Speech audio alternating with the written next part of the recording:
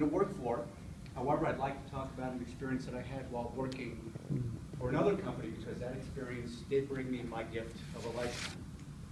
And it began one January morning while I was working at the company's corporate headquarters in Stamford, Connecticut.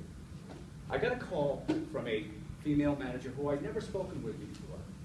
She was with corporate facilities from right here in Charlotte. And although we had only spoken for about 20 minutes that morning, I couldn't help but feel this powerful connection between us. Now, granted, I was probably the only one who felt that way. Nonetheless, that feeling kept returning again and again each time we spoke over the next few months. By that summer, as a single guy, I was ready to meet a woman just like this woman. Preferably a little bit closer to home, though. No sooner did I make that declaration that our conversations, which had been strictly business up to that point, were turning a little more personal. It was in the fall that I learned that she had a young daughter at home. She never mentioned a husband. I never asked, and quite frankly, it didn't make any difference because I wasn't interested in a long-distance relationship anyway.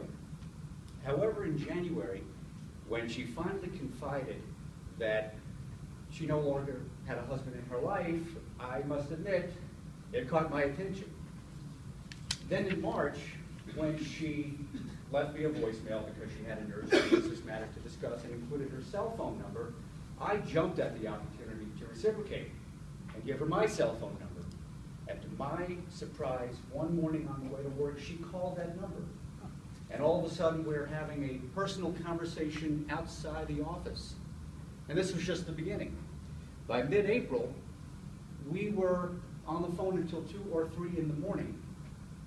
By May, this had become a nightly routine. So now we're in some sort of a relationship, and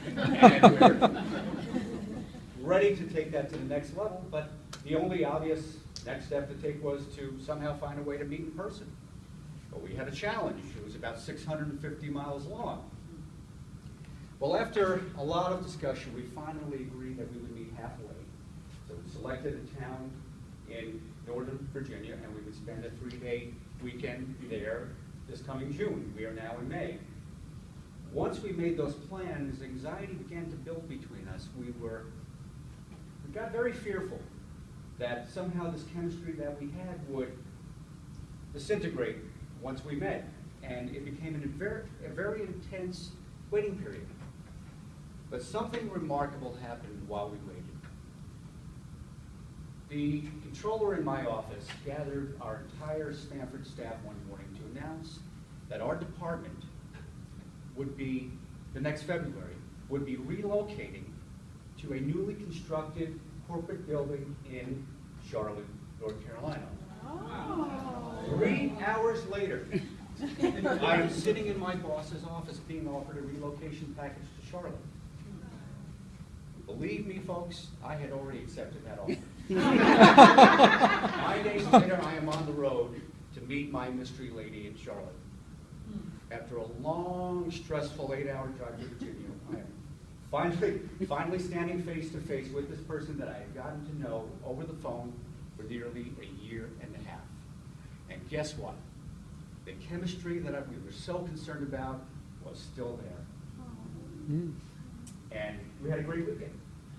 The following weekend, as luck would have it, we got to spend together as well because the company flew me to Charlotte as part of my relocation deal. And the next weekend, she flew up to New York to visit me and even got to meet my family.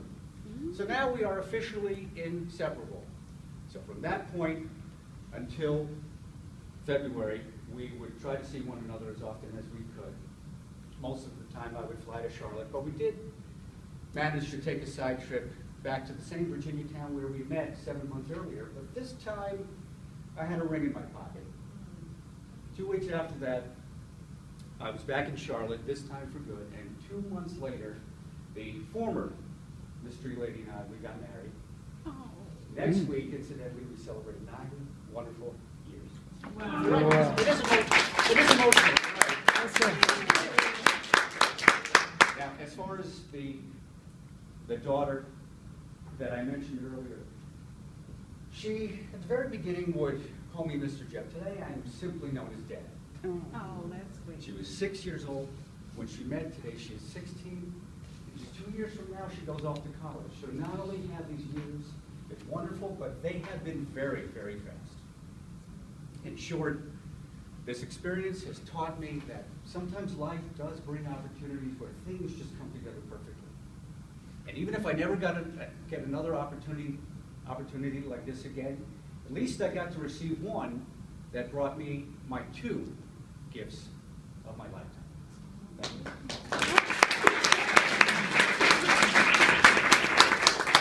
you. Jim, thank you very much. It's very interesting to know how people meet in their life. Thank you for sharing your story today. Thank you. And I'm glad that today is April Fool. In the office, somebody, when I first came, mentioned something like outrageous about that all their servers are down. And actually, I went for that. I thought it was real until he said, "Oh, it's April Fool's Day." I said, "Oh, yeah, right." That kind of things when they tell you the servers are down, and you have to quickly check, go to your computer and see what's happening. And they say, "No, that's just because it's April Fool's Day." So today, which is filled with tomfoolery. It's a good use of the word. So just remember, don't take anything seriously or too much seriously today, because they might tell you some outrageous things. Now, I'd like to introduce our table topics of the day. Let's welcome Maria Martin.